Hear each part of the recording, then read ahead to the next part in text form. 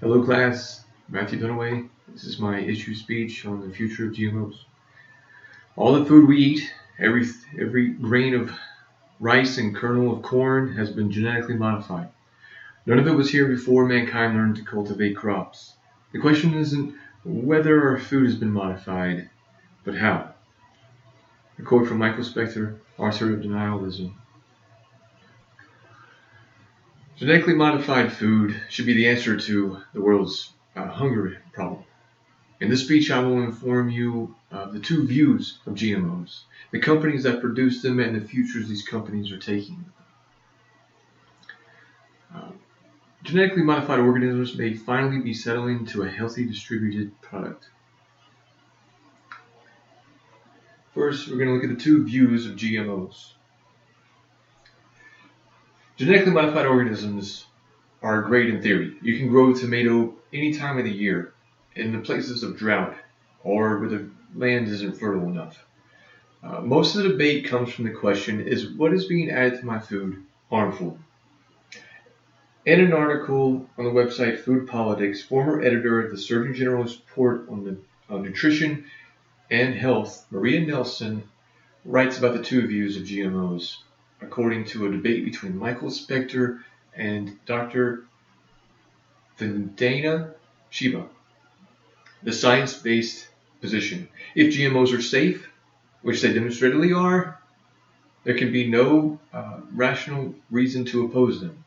Michael Specter, science, technology, and global public health journalist from The New Yorker, shares this view, or the science-based view. Michael Specter wrote the original article that the two views are based on.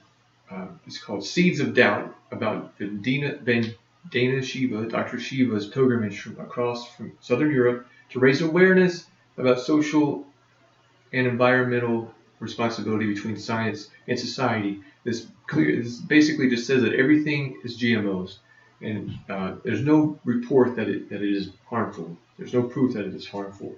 The societal value-based position, even if GMOs are safe, this is debatable. There are still plenty of other reasons to oppose them. This is Dr. Shiva's position on the matter. Dr. Shiva is a physicist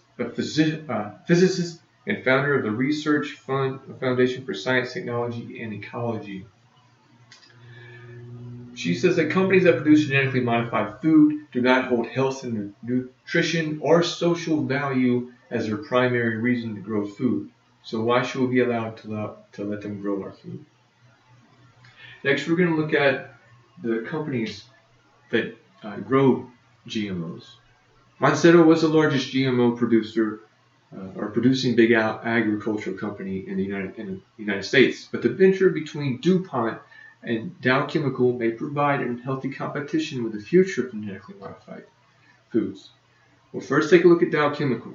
Dow Chemical is Monsanto 2.0. And according to an online article by Huffington Post from Arthur Andrew Kimbrell, founder and executive director of the Center for Food Safety, he says Dow Chemical, DuPont,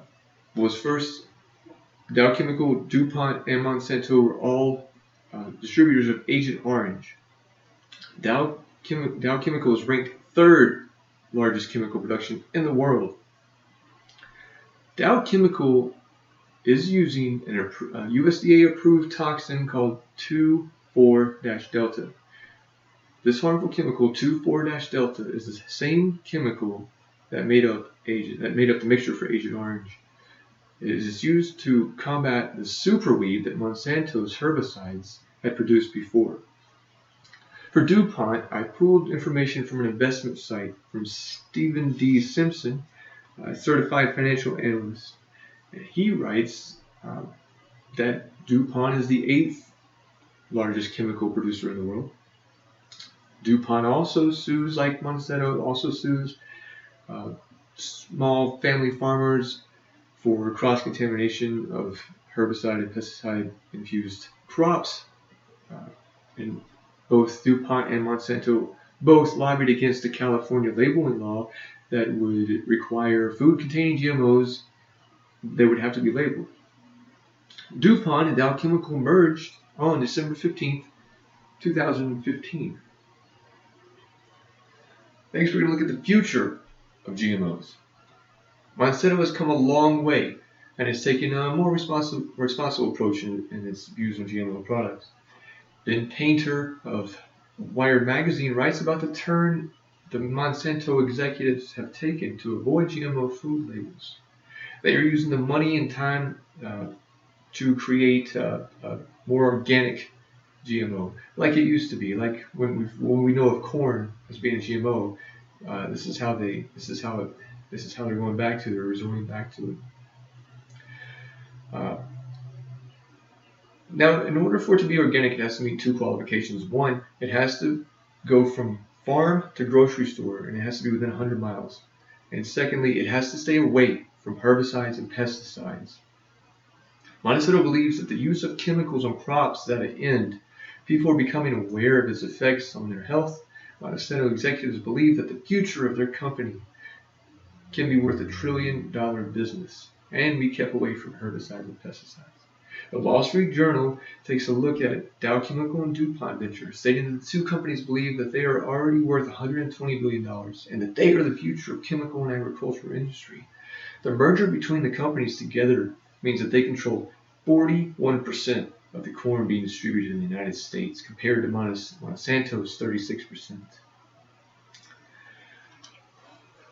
In conclusion, we have discussed the two views of GMOs. We have learned a brief history of the three largest big ag companies in the United States, and we have a glimpse of the direction that Monsanto's and its competition is heading. In closing, genetically modified food is nothing new. No organism stays the same from start to finish. The debate is in trusting the companies that grow our food supply. If Monsanto can get an ethical hold on big agriculture, more people will have access to nutritious substances. Thank you for your time. Any questions or comments may be posted in the discussion board. This concludes my issue speech on the future of GMOs.